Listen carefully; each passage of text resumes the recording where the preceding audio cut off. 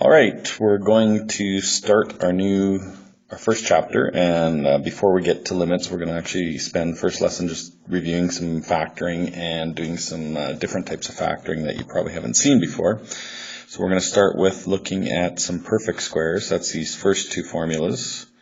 Then we're going to do difference of squares, and then our last one will be cubics, which are like either difference of cubes or sum of cubes. So we'll go through those one at a time so you kind of get the hang of how they work again. So we'll start with perfect squares, and remember with this type of equation that would be something where you had something like x squared plus 6x plus 9, and then we'd factor that into x plus 3 squared. Okay, so let's try a few of those. So they don't have to be perfect squares in terms of numbers. We can deal with roots, we can deal with different variables, and so on. So a good trick to do with these ones is to just square root the first and the last term and then see if the middle terms work out. So if we square root our first term, we get x. Square root our last term, we'd have 2y. And if we FOIL that out, so you'd have x squared, which is good. We'd have 2xy and another 2xy, which gives us the 4. But you can see in our question we have a negative. So that means we would have had to have x minus 2y instead. And then negative 2y times negative 2y is indeed the 4y squared. So that's it. So you could write it like that, or you could write it out twice, whichever you prefer. Let's try it again with the next one. So if we square root the first one, we get an x. And if we square root the last one, square root of a quarter is a half, so we'd have a half y. So this time let's write it out twice instead of once squared. So again, if we double check our FOILing out, x squared works. We have a half xy and another half xy, which is the one in the middle. And then a half times a half is a quarter, so that's good. So keep going, same sort of idea again with the next one, except you can see we get x again, and it's minus in the middle, so we should have a minus, and square root of 3 is just root 3. We don't need to have perfect numbers, it'll work fine with roots. And so our second term should be the same. And again, if we FOIL it out, the middle terms will have x times root 3 and another x times root 3, which would be 2 root 3x, so that is indeed correct. And our last one works the same again, except we would have root x plus 2. And we'll write this one out squared. And again, if we FOIL it out, the middle terms do indeed work. So perfect squares work pretty good. Just basically square root the front and back and make sure the middle works out.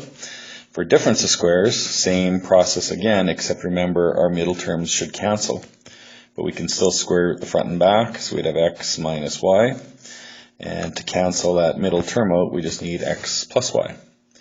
So you just got to do 1 plus 1 minus. So do the same thing with the next one. We'd have x plus 3, x minus 3. And if you really want, you can write these as x plus or minus 3. You can write them as one factor. That works as well. And the last one, or the next one, again, do the same thing. We'd have x plus root 3 and x minus root 3. And the last one, if we square root front and back, we get root x plus 4 and root x minus 4. Okay, so those are it for difference of squares. So those are both pretty easy. The next one we're going to look at is what we have, either a sum of cubes or a difference of cubes. We still only have two terms. We're not dealing with normal cubic where we'd use long division or anything like that.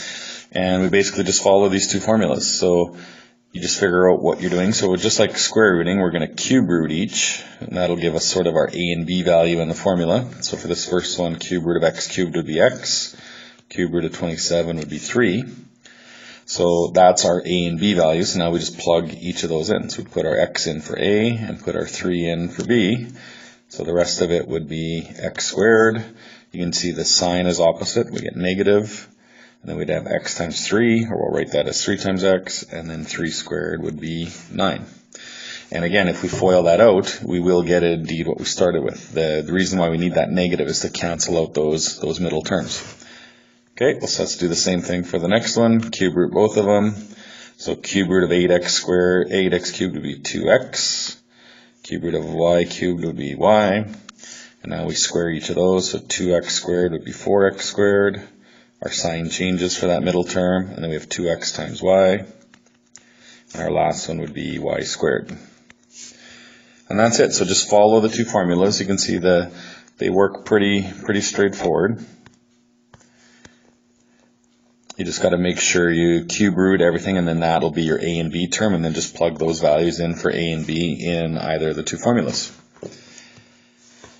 The last type of factoring we'll look at is when we want a common factor, and we got some fractions and things like that involved. It looks quite strange, but you'll see you can always change these and simplify them down to where they could be factored. And basically the trick is we want to common factor out the x with the lowest exponent. So in this first case, a half is our lowest. So if we divide everything by x to the half, we just got to remember we have x to the 5 halves divided by x to the half. Using exponent rules, that would give us 5 halves minus 1 half, right? When we're dividing, we subtract exponents. So 5 halves minus 1 half would be 4 halves, which would simplify to just a 2. So we should get x squared. Same thing for the next one, divide that by x to the half. So 3 halves minus 1 half would be 2 halves, or just 1. And the last one we divide by x to the half, that'd give us x to the 0, which is just 1. So we basically cancel all those out. And that's it. So once we take out our x to the half, you can see we get a regular kind of polynomial. So we can actually factor that using normal sum products. So we'd have x plus 2 and x plus 1. And that would be our final answer. So this next one, do the same thing, except in this case our negative 3 halves is our smallest exponent. So we want to divide by that.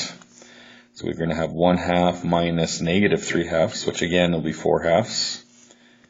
So we should get the same type of thing. We'd have x squared out front, and then we got negative a half minus 3 halves, which would be 2 halves, so that should be our 7x. And our last one will cancel out, so we just get 12. So often when you're doing these, you should get a regular polynomial inside the brackets. If you don't, chances are you probably did something wrong. So again, if we use our sum and products, we could get 4 and 3. So that's it. So that's just some quick factoring review. We'll do a little bit of practice on this, and then that'll help us deal with some harder limit kind of questions later on.